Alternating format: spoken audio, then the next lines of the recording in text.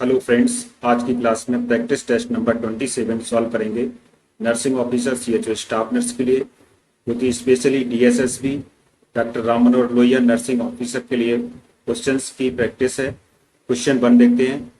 In myasthenia gravis patient immunosuppressive therapy is effective because it increase the production of acetylcholine, inhibit the breakdown of acetylcholine, removes antibodies that impair the transmission of impulses, decrease the production of autoantibodies that damage the acetylcholine receptors. Correct answer होगा option D, decrease the production of autoantibodies that damage the acetylcholine receptor.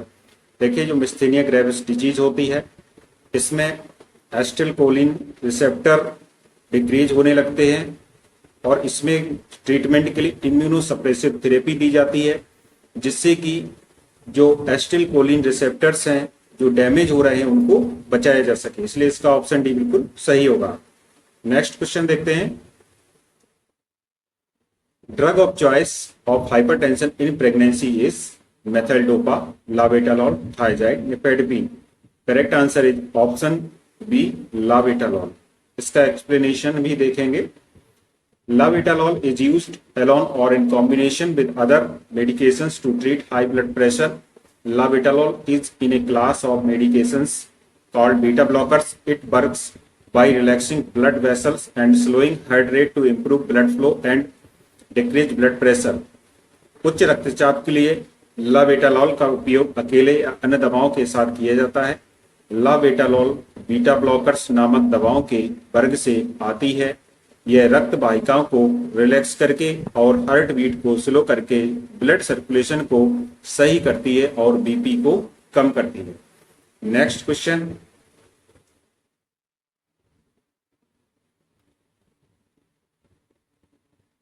Largest part of brain, मस्तिष्क का सबसे बड़ा भाग है cerebrum, occipital, frontal, temporal. Correct answer है option A, cerebral. Cerebrum मस्तिष्क का सबसे बड़ा पार्ट होता है, ये सेरिब्रम होता है। ऑप्शन ए सही है।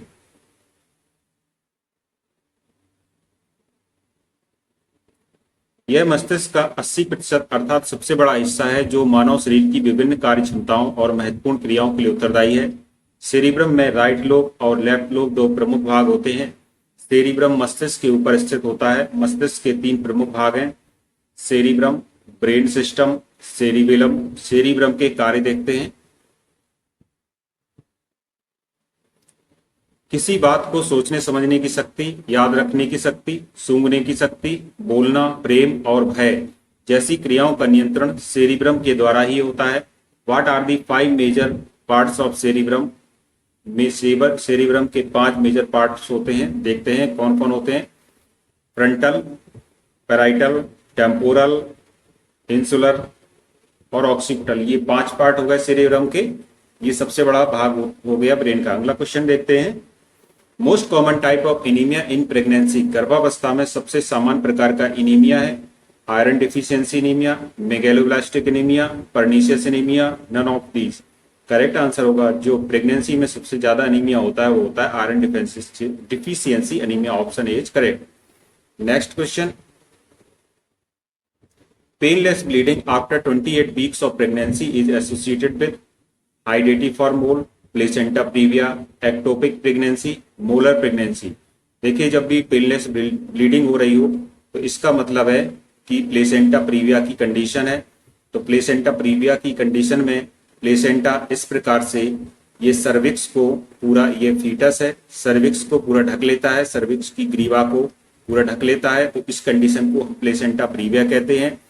और ये यहाँ पे जब लगाओ तो ये नॉर्मल प्लेसेंटा कहलाता है और ये प्लेसेंटा प्रीविया में प्लेसेंटा सर्विक्स की ग्रीवा को उसके ढक लेता है, इसलिए इसको प्लेसेंटा प्रीविया कहते हैं। अगला question. The permanent cessation of menstruation is amenorrhea, menopause, oligomenorrhea, hypomenorrhea. Correct answer है option B, menopause. Permanent cessation of menstruation, menstruation का पूरी तरह बंद होना, ये मेनोपॉज कहलाता है। Next question. Which of the following antibody occurs as a pentameric structure, IgA, IgG, IgE, IgM. Correct answer is option D, IgM. IgM जो है एक पेंटामेरिक स्ट्रक्चर होता है। नेक्स्ट क्वेश्चन देखते हैं। विटामिन डी की कमी से बच्चों में कौन सी बीमारी हो जाती है? Rickets, scurvy, osteomalacia, pellagra.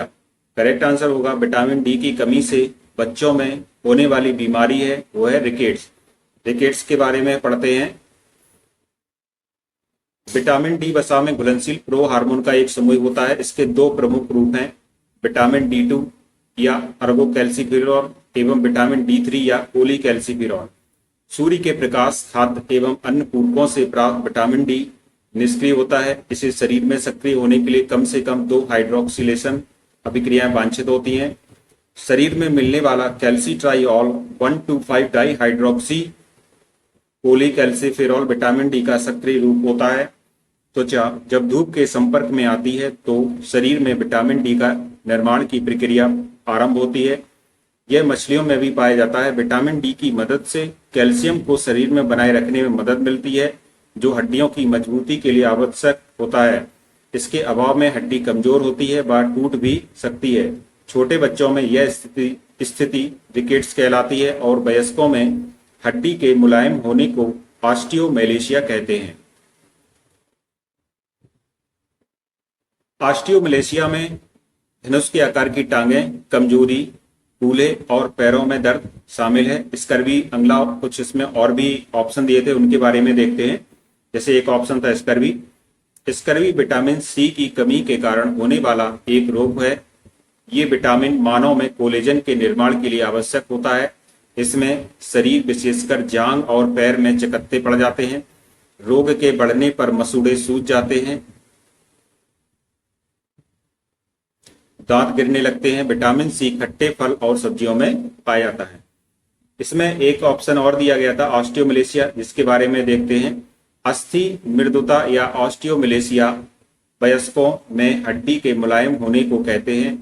बच्चों में इस रोग को रिकेट्स कहते हैं। ये प्रायः विटामिन डी की कमी के कारण होता है। पेलेग्रा के बारे में देखते हैं। पेलेग्रा रोग नियासिन या विटामिन बी3 की कमी से होता है। पेलेग्रा में 3D लक्षण शामिल हैं, जिनमें डर्मेटाइटिस, मनोभ्रंश और दस्त के लक्षण शामिल हैं और इसके परिणाम स्वरूप मृत्यु हो सकती है। Classic pellagra shows up as a collection of symptoms that healthcare providers describe as 3D, diarrhoea, dermatitis and dementia. देखिए कभी कभी क्वेश्चन ये पूछा गया है कि 3D साइन या 4D साइन किसमें देखने को मिलते हैं, तो 3D या 4D साइन देखने को मिलते हैं पेलेग्रा में, जो कि नियासिन की कमी होती है। नियासिन मीन्स विटामिन बी3 की कमी से पेलेग्रा होता है, जिसमें 3D या 4D साइन देखने को मिलते हैं। 3D का मतलब होगा डायरिया, डर्मेटाइटिस, डिमेंशिया और 4D का मतलब होगा डायरिया, डर्मेटाइटिस, डिमेंशिया और उसमें एक यदि ऑप्शन यदि 4D पूछा जाए तो डेथ भी उसमें जुड़ जाता है। अगला क्वेश्चन है, एक बच्चे के आमाशय का वॉल्यूम कितना होता है? बच्चे के वजन का 2%, बच्चे के वजन का 1%, बच्चे के वजन का 3%, बच्चे के वजन का 4%। करेक्ट आंसर होगा ऑप्शन सी, बच्चे के वजन का 3% होता है एक बच्चे के आमाशय का वॉल्यूम। इसके बारे में एक्सप्लेनेशन भी देखेंगे। बच्चे के वजन का 3%, एक बच्चे के पेट का आकार औसतन उसकी बंद मुट्ठी के बराबर होता है। वे एक समय में बहुत अधिक नहीं खा सकते, इसलिए यह महत्वपूर्ण है कि आप उन्हें हर दिन 3 बार भोजन और 2-3 स्नैक्स दें। अपने बच्चे को जो नाश्ता दें वह पौष्टिक होना चाहिए। आमाशय की आहार धारण क्षमता एक वयस्क में 1 से 3 लीटर तक होती है। नेक्स्ट क्वेश्चन देखते हैं।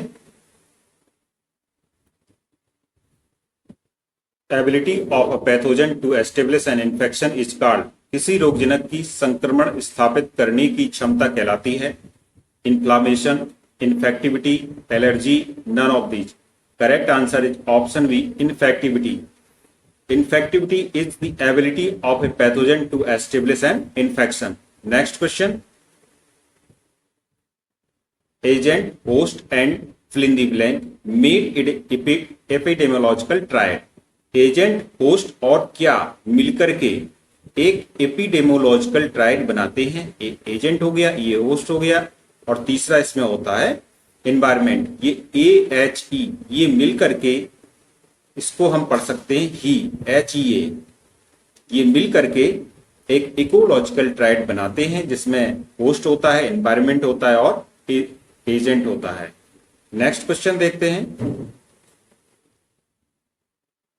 Secondary prevention means health promotion, specific protection, rehabilitation, none of these. Correct answer is option D, none of these. ये सभी जो इसमें दिए गए हैं ये सेकेंडरी प्रिवेंशन के एग्जाम्पल नहीं है, इसमें से कुछ प्राइमरी हैं और कुछ टर्सरी हैं। करेक्ट आंसर होगा option D. Next question, bronchial asthma is related to. Bronchial asthma किससे संबंधित है? ए नॉन कम्युनिकेबल डिजीज, एक गैर संचारी रोग, व्हीजिंग साउंड, घरघराहट की आवाज, occurs in all age group, सभी आयु समूहों में होता है, ऑल ऑफ देम, ये सभी। तो ब्रोंकियल अस्थमा ये संबंधित है इन सभी से, ये सभी प्रॉब्लम्स होती हैं। ब्रोंकियल अस्थमा एक नॉन कम्युनिकेबल डिजीज है। ब्रोंकियल अस्थमा में घरघराहट की आवाज होती है जिसे व्हीजिंग साउंड कहते हैं, और ये सभी आयु समूहों में होता है। एक्सप्लेनेशन भी देखेंगे।